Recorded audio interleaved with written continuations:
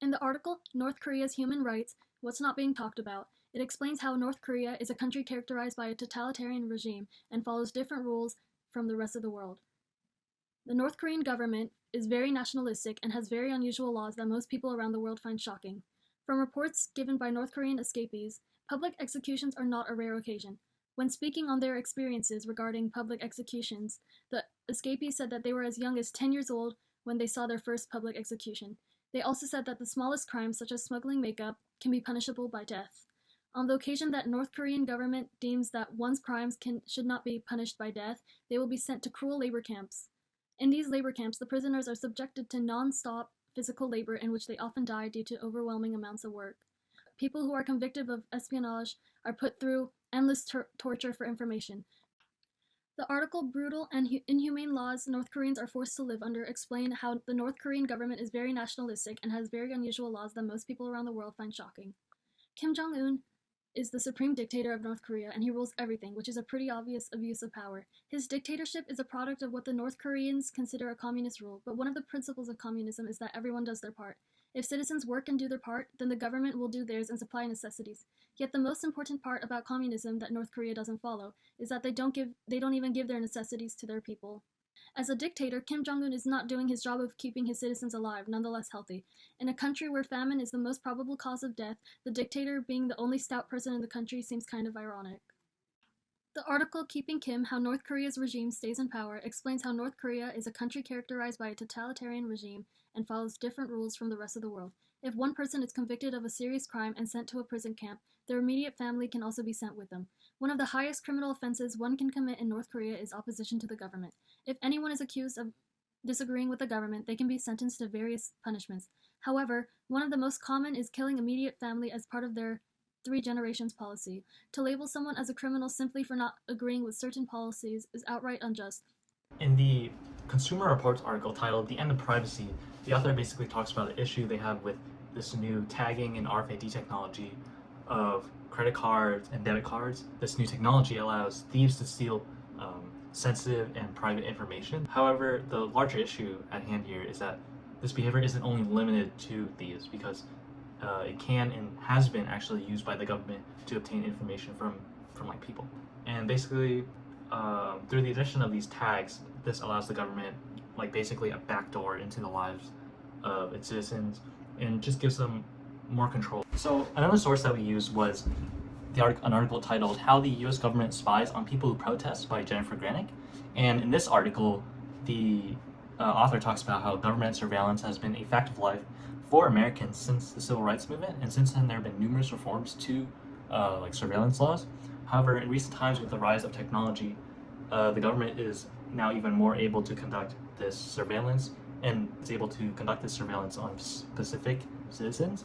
For example, the government has been able to label people as dangerous because they vote third party, or they're able to use this information to retaliate against political opponents.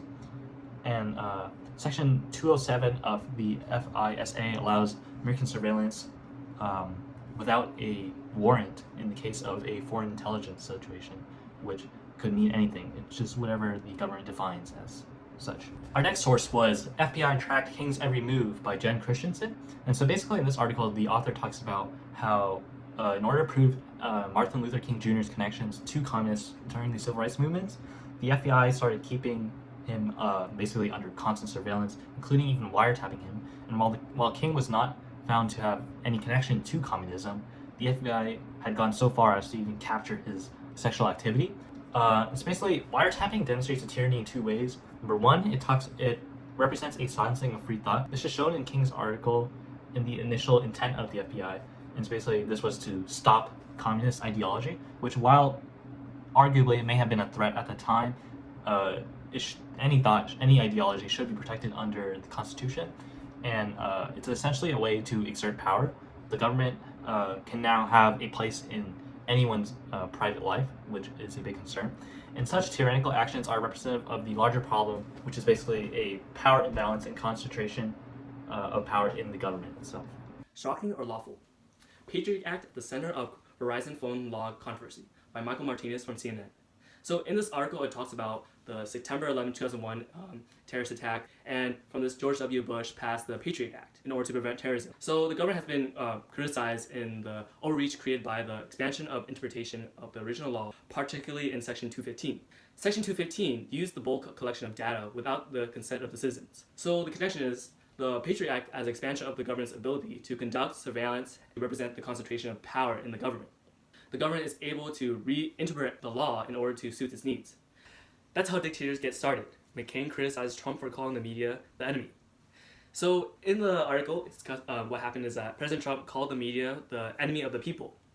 McCain responded to this by using the hashtag not my enemy. President Trump lashes out against the media can be sent as a move to consolidate. In the article, that's how dictators get started. McCain criticizes Trump for calling media the enemy. President Trump basically calls the media enemy of the people, and then McCain responds to this by responding with the hashtag not my enemy. This can be seen as a move to basically consolidate power, and by antagonizing the press, Trump is essentially removing freedom of the press and silencing it. And so the removal of such freedom of press is that of a dictator, which silences any dissenting opinion to the government. It would be easy, I think, just to look at our theme of power resides in a single dictator or a large governmental organization and just simply see it as political. What if we extended it outside of this political idea? What if we extended it to gender? And to do that, we'll examine the two films that we watched in class, Misrepresentation and The Mask You Live In. In Misrepresentation, we see sort of the portrayal of how media, specifically, and the representation of females in media, creates the image of females. And more so, I think we see this idea of a male dictatorship, and this is best portrayed in the film through the political system, and more specifically, the example of Sarah Palin. Now, in Sarah Palin's case, throughout her campaign to office, she was repeatedly, both by people in Washington and by the news media, portrayed as this beauty of Washington, and how her worth was simply decided by her beauty. And this is, again, alluding to this idea of the male dictatorship, as her worth was simply that of the male desire for her. In The Mask We Live In, it examines the converse of this statement, and more specifically, the creation of toxic masculinity through society as a whole. And it's this masculinity, really, that creates the male dictatorship from before, and really the male-dominated society. More so, this whole idea of a social construct of gender is found in Marxist critical theory. And in that theory, it states that this social construct creates the oppressor and oppressed. And that essentially, that one group rules over the other, and throughout both of these films, we see the, I guess you could put it, the dictatorship of the male. Hi, my name is Priya, and for our diorama, I decided to do North Korea. So this is the government building, and then some soldiers along the bottom, and then the main flag of Korea.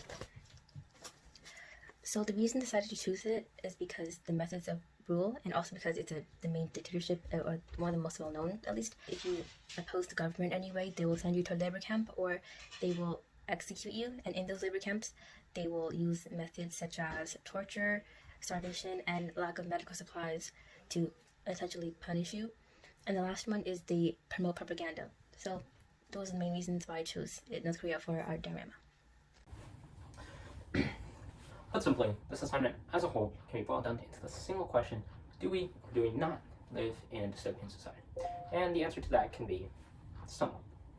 Right? While we presently do not live in a society, we are every day moving closer and closer towards this dystopian society. Take, for instance, the example from earlier of Trump calling all media enemy. In this way, he's restricting freedom of speech, restricting freedom of thought, and thus consolidating his power, as McCain said, and thus we're leading towards this dystopian society. But, like any dystopian literature, like any TED Talk, almost every TED Talk, what if we had with a call to action? Right. While we are heading towards a dystopian society, we do not have to specifically end up there. Now, how do we do this?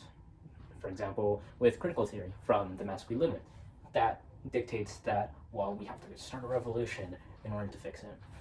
Or what if we just take small steps and just slowly give more freedom of speech, give more freedoms, more civil liberties, take back some of the power from these large governmental organizations? Truth be told, there may not be a single right answer.